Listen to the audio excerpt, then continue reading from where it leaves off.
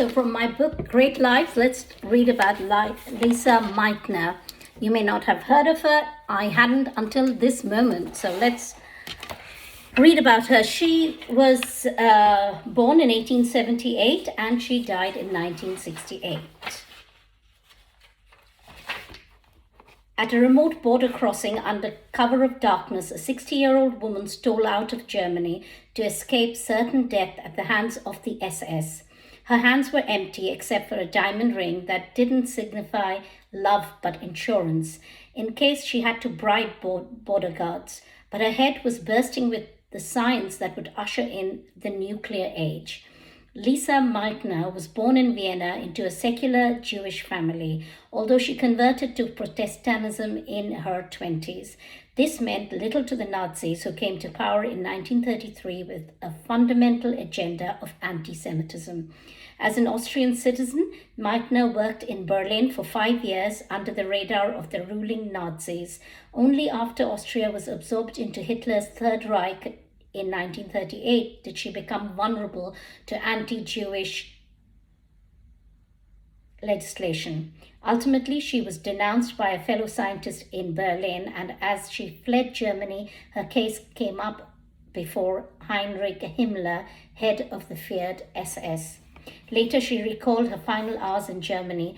So as not to arouse suspicion, I spent the last day of my life in Germany in the institute until 8 at night, correcting a paper to be published by a young associate. Then I had exactly 1.5 hours to pack a few necessary things into 2 small suitcases. She walked away from a research project on the brink of success at the Kaiser Wilhelm Institute, to which she had devoted her adult life. It was not the first time bigotry had stood in the way of her career. After formal education, which ended in Austria at the age of 14, she was privately tutored at the expense of her parents because there were few opportunities for women to extend their studies, especially in scientific fields. She had been drawn to the value of scientific endeavor after her grandmother warned her, "If you sow on a Sunday, the heavens will come tumbling down on you." Meitner duly took out needle and thread that day to discover firsthand the heavens stayed firmly in place. She was finally admitted to the University of Vienna in 1901 and was inspired to major in physics by teacher Ludwig Boltzmann. She was only the second woman to gain a PhD from this university, and she then worked as Boltzmann's assistant. His suicide less than a year later left her with an uncertain future at a time when women were not employed on university faculties. With the help of physicist Max Planck, she finally moved to the Institute of Experimental Physics in Berlin. Soon afterwards, she teamed up with Otto Hahn, and they began working together at the city's Chemical Institute. Although Meitner was initially barred from entering the all-male building, together they worked in a woodshed on the institute perimeter. When she was finally admitted, it is fair to imagine there was still a bitter taste of discrimination in the air. Meitner was by nature shy. Nonetheless, she had to confront this issue on a daily basis and constantly felt the need to prove herself. When she authored papers, she signed them L. Meitner, leading many people to assume that she was a man. Indeed, one invitation to contribute to a scientific encyclopedia was withdrawn when the publisher discovered her true gender. During the First World War, Meitner interrupted her research work to work as a radiologist in the Austrian army. She reunited with Hahn after the conflict in a continuing effort to sort out the tangle that surrounded uranium's mystifying characteristics. Indeed, she was so absorbed in her work that she failed to read the political writing on the wall that meant her exit from Germany was inevitable, even after she was asked to stop lecturing in the mid-1930s.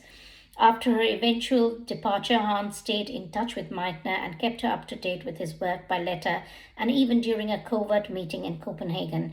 It was a letter about the perplexing response of uranium under test conditions that led Meitner, in collaboration with her nephew Otto Frisch, also a physicist, to identify the process of nuclear fission.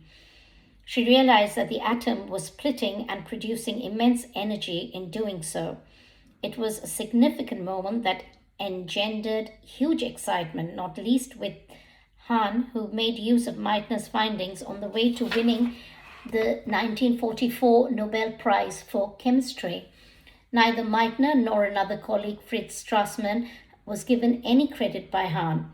Although there is no doubt a deep and enduring friendship that developed between Meitner and Hahn, he even told some people that had she still been in Berlin, she might have talked him out of the discovery. Meitner was admirably unrattled by these events, however. After nuclear fission led to nuclear weapons, which were used to devastating effect in Japan in 1945, she was happy to disassociate herself from the controversial process she had helped pioneer. While she helped Hahn in Germany along the road to fission, her nephew Frisch shared the information with the Allies. Meitner was invited to become part of the Manhattan Project, the Allied initiative to develop nuclear weapons that began in 1943. Her refusal was instant and absolute. After the war, a film was developed by Hollywood to tell the nuclear story, and once again she was invited to contribute. "I would rather walk naked down Broadway than be involved in a film like that," she told friends. Indeed, after years of experiencing discrimination on the grounds of her sex and faith, she was by now happy to say just what she felt. With affection, Fritz described her as short, dark, and bossy. She moved to England for the last 8 years of her life. After she died, aged nearly 90, an epitaph composed by her nephew was carved on her gravestone: "A physicist who never lost her humanity." Still, the scientific community did not forget the Nobel Prize mistake that had been made. In 1982, physicists in Germany discovered through nuclear synthesis the world's heaviest element, which they named Meitnerian in her honor. Wasn't that interesting? Lise Meitner. She lived at a time when women were not treated equally. Her life was from 1878 to 1968.